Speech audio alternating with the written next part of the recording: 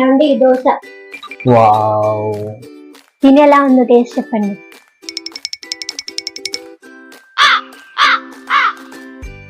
Dosa okay గానీ చట్నీలోనే కొంచెం ఉప్పు తగ్గినట్లుంది.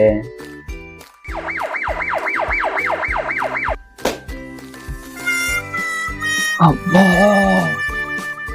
ఏం జరిగింది? ఏం లేదండి, పొరపాటున మీ నోరు జారింది, అలవాటుగా నా చేయి జారింది అంతే.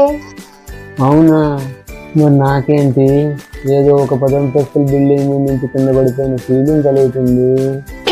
భార్య చేసిన వంటకి వంకలు పెడితే రిజల్ట్స్ ఇలాగే ఉంటాయి. మరి నిజమే, అర్థం అవుతుందిగా. మీరు డైలీ చేసే ప్రతిజ్ఞ మీరు ఫాలో అవ్వరు, మళ్ళీ ఇప్పుడు చేయండి. సరే, భార్య అవకాశం ఇచ్చింది కదా అని భర్త తన సొంత అభిప్రాయాలని చెప్పరాదు. భార్య అభిప్రాయాలే భర్త అభిప్రాయాలై ఉండాలి. అలా రండి దారి.